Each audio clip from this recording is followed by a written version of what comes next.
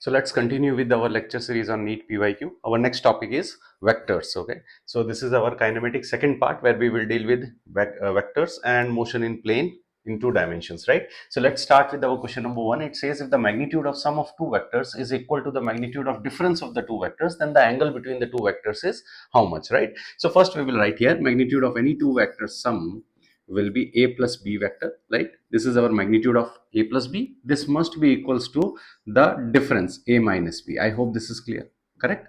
So magnitude of sum of the two vectors must be equals to the magnitude of difference of the two vectors. I have written it like this. Now what will be this? This is nothing but root under, we know it is a square plus b square plus 2ab cos theta, right?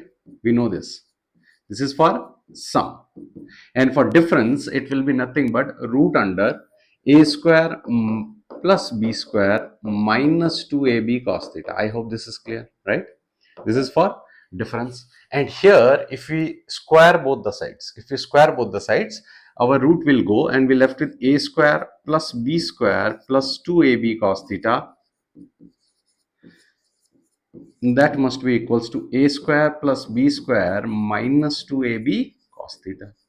Let's cancel out our a square and b square both the sides. So a square gets cancels with a square and b square gets cancels with b square. Let's take this 2ab on the other side. So this becomes 4ab cos theta. And on the right hand side, it is 0, right? Taking this 4ab on the right hand side, this will give us cos theta must be equal to 0. For what angle cos theta is 0? The value here is 0. So for what angle cos theta will give you 0? It's 90 degree, right? So theta will be equals to 90 degree over here. So correct answer over here is 90 degree, option A. I hope this is clear. This is our first problem from vectors. Today we will do in this lecture our vectors. If you have not watched our motion in straight line or kinematics first part problems, you can watch the previous videos. The link is in the description, right? So let's see the next one, question number 2. Great. We have question number 2. Question number 2 says 6 vectors A to F have the magnitudes and the directions indicated in the figure. So these are the directions and the magnitude is A, B, C, D. Like if this is a vector A, its direction is on the right hand side and here the magnitude is A, right?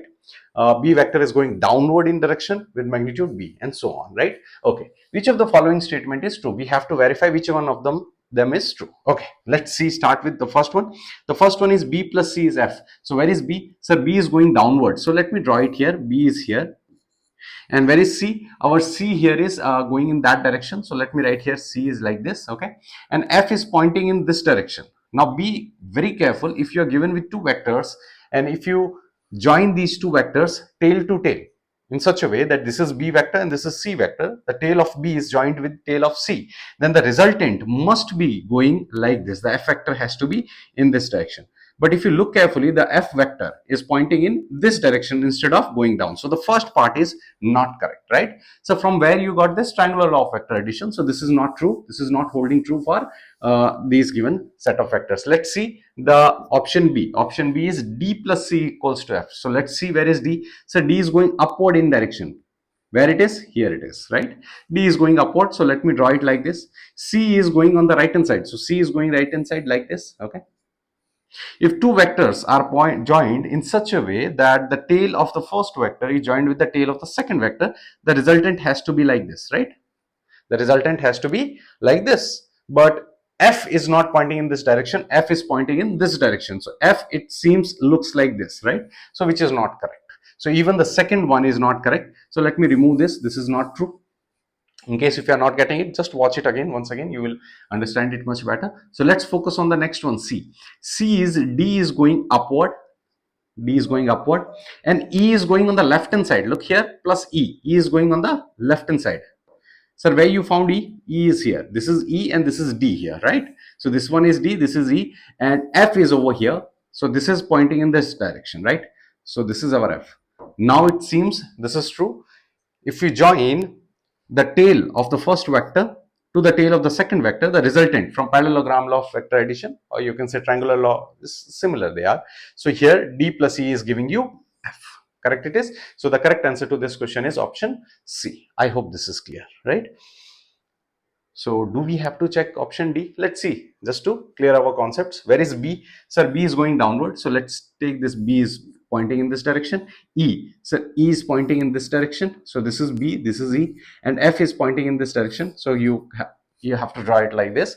So which is not possible, right? You can point it like this, you can point it like this, doesn't make any difference, but it is not giving you the resultant. So correct answer for this is option C, D plus E is equals to F. I hope this is clear. Let's see the next one.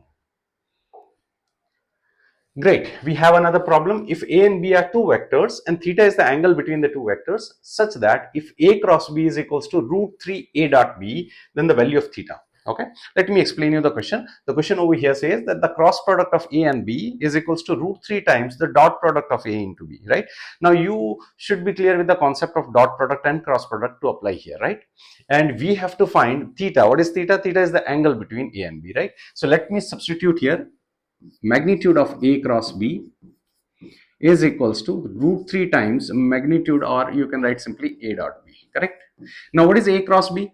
A cross B is magnitude of A, magnitude of B, sine of angle theta, right? AB sine theta. I hope you have done this, correct? In the multiplication of two vectors, A cross B is AB sine theta. Root 3 times, what is A dot B? So A dot B will be A, B cos of angle theta. Now we can cancel out the magnitude of A with magnitude of A, magnitude of B with magnitude of B. Let's take this cos theta on the other side. So it will be sine theta whole divided by cos theta. That must be equals to what you left with here, so root 3. Now what is sine theta upon cos theta? Sir, it is tan theta. I hope this is clear. And tan theta is equals to how much? Root 3. For what angle tan theta is root 3? So 60 degree, right? So this implies our angle theta has to be 60 degree. So correct answer for this is 60 degree, which is option A. I hope you are clear with the dot and cross product, right? Now these are the outcomes you have to remember for dot and cross, and you can simply substitute to get the value of theta. Let's see the next question. Great, let's see the next one. Now the first question and this question, they both are similar kind of problems. There they have written it like resultant, okay, or addition and difference, okay, and here they have specified it as mod of A plus B and mod of A minus B, same set of problem. Now this question you people have to do, right? So I am just going out of the screen so that if you want to solve, you can either pause and solve it now, or I'm going out of the screen so you can take a screenshot and do it yourself, same as the first problem. Okay, again this is another PYQ from this particular topic. Great. So I hope you know directly theta will be 90 degree in this case. Okay, you can solve it. So same as the first one. I'm skipping this and let's move to the next question. Great. Let's see the next one. Next question says, if a vector 2i plus 3j plus 8k is perpendicular to another vector which is 4j minus 4i plus alpha k, then the value of alpha will be how much?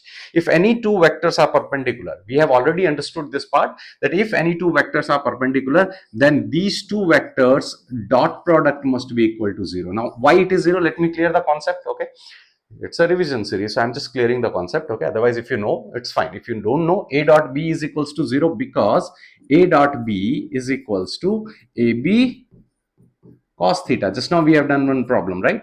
And if A dot B is AB cos theta, for theta being 90 degree, cos 90 is 0. And if cos 90 is 0, the right hand side of this particular case will be A dot B equal to 0. And this happens true only if the angle between both the vectors is 0. If the angle is, 90 degree. If both the vectors are inclined perpendicular to each other, then their dot product is 0. Clear? So this is a true indication here that if theta is 90 degree, then the dot product is 0. And in that case, we can use this condition A dot B 0. Is A dot B 0 in any other case? If theta is a multiple of 90 degree, right? So let me just remove this whole thing and solve this problem. Let's come back to our problem. So let's assume that our any vector A in this particular case is how much? 4j. Now, majority of people, they don't write the vector properly because this is a, competitive exams. They straight away multiply I with I, j with j and k with k. But the problem here is they have written j here first. So you have to be very, very careful here. It is j and not I. So here, I'm looking at B vector. Let me start with the A vector. It is 2i plus 3j plus 8k, right? And what will be our B vector? Our B vector will be equals to, now again I'm repeating, here they have written j cap, the unit vector along y-axis here, j cap is written first and then I is written. But you have to write it properly and make it here 4i, 4j plus alpha k. Let me repeat this whole thing again. Since they have written this 4i And when you are taking it in front case or the first part, you have to write, you have to take this negative sign because minus 4 is the coordinate, right? So you can't make it as 4i minus 4j. No, it's minus 4i plus 4j. You have to be very careful, right? Now let's substitute here a dot b. In case if you don't know how to multiply using dot product, let's simplify this. So 2i with I. Okay, now why I with I and why not j? I'm not explaining that part because this is revision lecture, so we'll not focus on that part, that why they are multiplied, why I is not multiplied with j or y. Okay, I dot k is 0. So that's very simple. Theta will be 90 degree and in that case it is 0. Let me focus here directly. In case if you are completely new, okay, just focus on this part, that a dot b, when you are multiplying using dot product, I will be multiplied with I. So 2 4s are minus 8. And what becomes I dot I? I dot I is 1. It's not I, it's 1. 3 4s are 12. And 8 plus alpha. 8 and plus alpha. So 8 alpha. Let me repeat again. 2 into 4 minus 8. 3 into 4 12. And 8 into alpha, it becomes 8 times alpha. I hope this is clear. Now since a dot b is 0, let me put here 0 equals to 12 minus 8. That's 4 plus 8 alpha. Correct? Now let's take this 4 on the other side. Minus 4 equals to 8 alpha. And taking this 8 on the left hand side, it will be minus 4 by 8. That's our alpha. And that is nothing but minus 1 by 2. That's our value of alpha in this particular problem. Now majority of people go wrong only because what they have done, instead of writing this j here, they take it as it is. Okay, 90% of the students, they do this particular mistake. So let's see the next problem now. Great. Let's see our next question. Our next question says a cross b. Though we have done such kind of thing, but now we will go a step further. A cross b, cross product of a and b, is equals to root 3 times a dot b. Then the value of magnitude of a plus b we have to find, right? So a cross b magnitude, let me just write the problem. A cross b magnitude must be equals to root 3 times a dot b. Great. Now what is our cross product? So cross product says magnitude of a, magnitude of b, sine of angle theta. I hope this is clear. That is equals to a dot b. That's a b cos of angle theta. I hope this is clear. Now let's cancel out this a with a, b with b. And taking this cos theta on the left hand side, it will be equals to sine theta over cos theta. That's our equals to root 3. Now what is sine theta by cos theta? That's tan theta, sir. We have done one problem just now. So for what angle tan theta is root 3? So 60 degree. Okay. Or if you want to write it in radians, you can write it in radians also, pi by 3. Right? Fine. It is no issues with that. Okay. So theta is 60 degree, or you can write it as pi by 3. No problem with that. Now they are asking what will be the value of magnitude of a plus b. So we know that magnitude of a plus b, that is nothing but root under a square plus b square plus 2ab cos of angle theta. What's our angle? Theta, 60 degree in this case. Clear? And that will be written here as root under a square plus b square plus 2ab cos 60 is half. Clear? Now this can be written here as a square plus b square plus ab whole power half. I hope this is clear. Okay, a square plus b square plus ab whole power half. So that's our which option? Our option A is correct. Clear it is? So cos 60 degree is half. So we can cancel out this 2 with 2 and we left with this. Okay. Now this is a special condition when theta is 60 degree. Clear? And how we got this 60 degree? By taking this initial condition. Let's see the next one. Great. Let's see the next one. The question says, it's a theoretical problem. It says the vector sum of two forces is perpendicular to their vector differences. Okay. So vector sum of two forces, F1 and F2, and that is perpendicular. So let's multiply using dot product F1 minus F2. And what must be the dot product of one vector with another vector if these two are perpendicular to each other? So 0. We have done one problem in today's lecture. Let me repeat once again. The dot product of any two vectors is 0 only if these two vectors are perpendicular. Clear? Now let's read the question once again. The sum of two forces and the difference of these two forces, they both are perpendicular to each other. Correct? In that case, what will be the case? Okay, so let me just cross multiply this whole thing. So a plus b into a minus b, straight away we will get f1 square minus f2 square is equals to 0, and f1 magnitude will be equals to F2 magnitude. So magnitude of first vector will be equals to another one magnitude. So are equal to each other in magnitude. That's our correct answer. Okay. So magnitude wise they are equal, not necessarily the direction is equal. So that's why the correct option will be equal to each other in magnitude and not the other ones. Clear it is? Let's see the next question. Great. Let's see the next one. If a unit vector is represented by this vector, then the value of C will be how much? Now, how do we define a unit vector? A vector is defined as a unit vector only if its magnitude is 1, right? It's a directional vector. It gives us direction and the magnitude here is 1. So, if we take the magnitude of this vector, let me write this vector as A vector and that is our 0.5i, 0.8j, ck cap, correct? Then what will be the magnitude of any vector A? This will be root under 0.5 whole square, 0.8 whole square and c square, correct? And this magnitude of this given vector, if it is a unit vector, must be equal to 1. So let me write here as 1. This will be equals to root under 0.25, 0.64 plus c square, correct? Taking square both the sides, it will be 1, square is 1 and here the root will go, let's add directly these two. So this will be 5 plus 4, 9, 6 to 8, 0.89 plus c square. Let's take this 0.89 on the left hand side, it will be 1 minus 0.89, that's our c square and that will be how much? 0.11, correct? I hope this is clear. That will be equals to c square, okay? You can simply add 0.11 with 0.89, you will get 1, right? So C must be equals to under root 0.11, okay? That's our option B. I hope this is clear, right? Now, what was the essential part and essential concept here? The unit vector has a magnitude of 1, right? Let's see the next question. Beautiful. Our next question says the angle between A and B is theta. The value of the triple product A dot B cross A will be how much, right? So here what we will do here is any vector A dot B cross product with A. We have to find the value of this triple product, okay? Now this is a triple product because you can see dot and cross and whenever such thing is happening, okay, we can interchange our dot and cross. So this will be A cross B dot A. Okay, we know this is a property of vectors. We can interchange the cross with the dot. So I have interchanged that, right?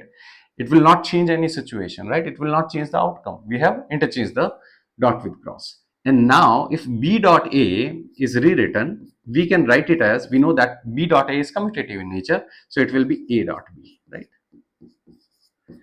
Now A cross A, that will result in 0 straight away. Okay, again you have seen this property that any vector multiplied with itself using cross product will give you 0. So why it gives you 0? Because both are aligned in the same direction. So A cross A will give you AA sine 0 degree because the angle between both of them is 0 degree and hence it reduces to 0. So correct answer here will be 0. It was a beautiful PYQ. Okay, which of the following is not a vector quantity? Direct question. In case if you are attending this for the first time, you have not done 11th portion, then you might have some problems. Okay, if you have already done 11th portion, you are in 12th or you are repeater, then you must be familiar. These are very simplest problem ever. Which of the following is not a vector quantity? Speed is not a vector quantity. Velocity has a magnitude and direction. Torque, again direction is there. Displacement, because it's a vector quantity, we know that we have already found torque tau is r cross f, right?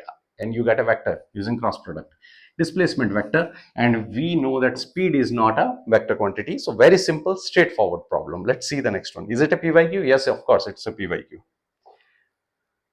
Great. Let's see the next one. The resultant of A cross 0 will be equal to how much? If A is a vector, be very careful. If A is a vector, in this case, which is a vector, okay, of course it's a vector. So if there is a vector A and it is multiplied with 0, okay, what will be the situation? It will not be A. Will it be 0? No, of course not. Why? Because you are multiplying a vector with 0.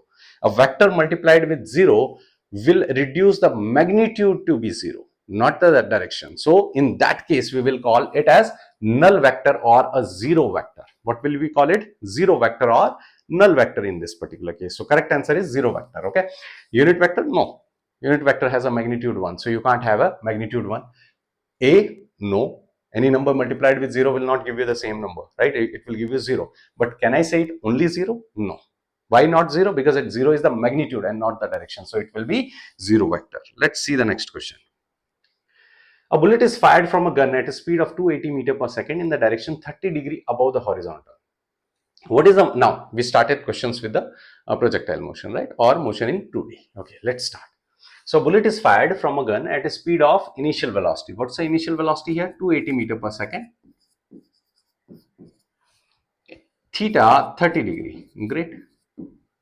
Above the horizontal. The maximum height attained by the bullet will be how much? Now, in the previous case, if you have watched previous lectures, we were dealing with motion in one dimensions. Now we are dealing with motion in two dimensions, and in that case, if you remember, directly remember, the maximum height achieved in a projectile motion will be u square sine square theta whole divided by 2g. Correct? Now this is our formula for maximum height achieved. Okay. Now if theta becomes 90 degree, okay, in that case sine 90 is 1, and you will get u square by 2g straight away, the previous case formulas which we have discussed in the previous videos. So let's come back to here. H is equals to u square, which will be 280 into 280, already in standard unit, sine square theta. Now sine 30 is how much? So sine 30 is half, so half square. I hope you got how we made it half square, because sine 30 is half and sine square theta, so half square. Clear? Many students, they are not clear with the concept of square thing. So just remember, in case if you have a problem with this sine square theta or sine theta square, just make it like this: sine theta into sine theta, right? And what is sine 30? Sine theta. Now sine 30 into sine 30, sine 30 into sine 30. Now what is sine 30? Half, right? So it will be half into half, and that is half square. I hope this is clear. This is just to explain you, right? Okay, let me come back to g. So g, they have said to take 9.8, so 2 into 9.8. Let's simplify this further. So this will be 280 into 280, okay, u square sine square theta into upon 1 by 4 whole divided by 2 into 9.8. Let's try to simplify it. Okay, now let's cancel out this 470s, correct? Okay, and here it will be 2 140s, correct? Okay, let's simplify it further. 0 and 0, that will keep it 2 zeros. 7 fours are 28. 9800 divided by 9.8, correct? I hope this is clear. Very simple multiplication. Let's remove this point and make it here 10. 98 and 9800, it will give you 100. So that will give you 1000 meters, right? So that's option B is correct. Clear it is? I hope this is clear. Now, to solve such kind of problem, what you require a relation. Okay, so better you write these relations, okay, from PYQ series, so that you have at the end all together before you go for the exam. Let's see the next one.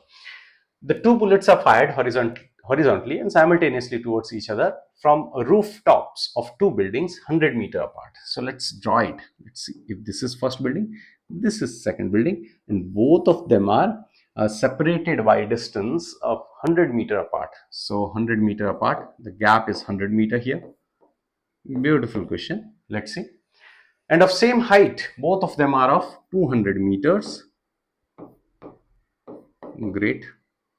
With same velocity 25 meter per second. Okay, let's say it is fired here 25 meter per second towards this one, and this one is fired here as 25 meter per second this direction. Okay, when and where will the two bullets collide?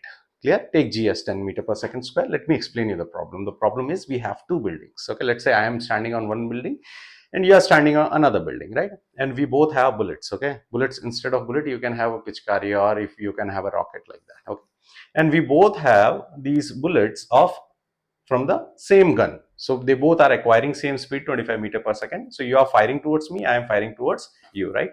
And when it is fired, we know that it will not move straight, it will move like this, it will also move like this, right? And they both will go and meet at certain point. So let's say this is our point where both the bullets are going and meeting, correct? Now if both of them are meeting at the same point, clear, we have to find what? We have to find the time at which both of them are meeting. Clear it is? And the height also they are asking, when and where, the height also we have to find. Clear? So we have to find that also. Okay, now we know that our bullet here is traveling. What is the relative separation between both the bullets? 100 meter, right? So our relative separation will be x is equals to 100 meter. And what is the relative velocity? Both of them are moving in the same direction. So if both of them are moving in the same direction, the relative velocity v relative will be equals to 25 plus 25, 50 meter per second, right? 50 meter per second. That will be relative velocity between both of them. So what will be the time of meet? The time of meet will be time is equals to speed equal to distance upon time. Time equal to distance upon relative speed, right? So x here is 100 upon that will be 50. So it will be after 2 seconds. So both of the bullets will meet after 2 seconds at any point, let's say A. Okay, clear it is? At any point A it is meeting. Okay. Now if it is meeting at any point A, we have to find what is this vertical distance it is traveling. If it is vertical distance, we have to find. Now we know that they both are fired with 25 meters per second in the horizontal direction. We can see, okay, same velocity with 25 meter per second in the horizontal direction. What is the initial velocity in the vertical direction? We don't know, right? So to calculate the vertical velocity, y, let's call this as y, and that will be equals to half gt square, correct? Now what is the value of g? So g is 10, and time taken to travel here to here is along the vertical direction is 2 seconds, right? Both of them are meeting at 2 seconds, right? So this will be 2 to the 4. So this will be how much? 5, and this will be 4. So this will be 20 meters. 20 meter from where? 20 meter from this side, from top. It has traveled how much?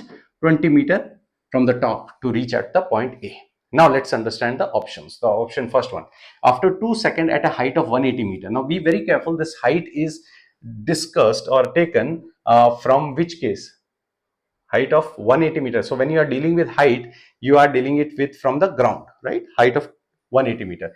So sir, why can't it be option B? Because this height is always measured from, not from the top of the building. Height we measure from the ground, right? So correct option will be option A. After 2 seconds and at a height of 180 meter. Sir, but you got 20 meter, no? Why you are making it a 180 meter? Because this is 200, this is 20. From ground, if you measure it, right, it will be 180, correct? So correct answer for this one is option A. Let's see the next problem. Great. Our next problem says when an object is shot from the bottom of a long smooth inclined plane at any angle 60 degrees. So let me first make an inclined plane. Let's say this is our inclined plane, and if it is at 60 degree, it can travel a distance of x1, okay, along the plane. But when the inclination is decreased to 30 degree, let's say if I'm throwing it, making it as 30 degree over here, and at the same object is shot with the same velocity. So initial velocity here is u, here also is u, okay. It can travel to a distance of x2, okay, fine, distance. Then ratio of x1 and x2 is how much? Okay, let me explain you something important parts of this particular problem. This is a smooth inclined plane. If it is a smooth inclined plane, what will be our friction on this? Friction will be 0, right? So we have two smooth inclined planes. Here the friction is 0, and in case the friction is 0, okay, we will see that the acceleration acting here will be different. If it is friction is there, then the acceleration due to gravity or acceleration will be different, right? Okay, that we will see in the next chapter. Here let's focus. The first inclined plane has an angle of 60 degree. The second one has an angle of 30 degree. Both of them are given with the initial velocity u. Okay, in the first case it travels x1, in the second case it travels x2. We have to find the ratio of x1 and x2, right? So let's take the cases. Okay, first case. If you understand the first case, we will use the same to apply for the second case. So first case, if you are throwing it from here and it is traveling like this, let's use equations of motion. So it is traveling maximum distance to x1, and after that reaching to that distance x1, it will stop. So if it will stop at that point, what is the final velocity? The final velocity will be 0. Let me repeat again. If you are throwing something, okay, and it is traveling distance x1, if the final velocity will not be 0, it will move further. So it is stopping at distance x1, which means our final velocity is 0, right? So we will not use this equation. We will make use of which equation? One second. We will make use of our which equation? We will make use of our equation not with time. v square minus u square equal to 2as. I hope this is clear. So what is our final velocity? In the first case, 0, u square. First case, u square. The second case, our acceleration in both the cases is a, g sine theta, if you remember. I'll not use that. We'll just keep it as a, and distance is x1, right? I hope this is clear. Okay. I hope this is clear. Now, we will have to use g sine theta. Why we will have to use g sine theta? Because both the inclined plane has a different angle, right? Otherwise, you can simply use a. So let's make it as g sine theta. Okay. I was not about to use, but here we will have to use because theta is 60 in one case and 30 in another case, right? So what is our first case? It will be minus u square will be equals to 2g, and what is sine theta in the first case? 60 degree. So sine 60 x1. For second case, in the same manner, let me repeat the whole scenario. You are throwing an object with initial velocity u. It is going and stopping at a distance of x2. It is achieving that distance and stopping. So final velocity will be 0.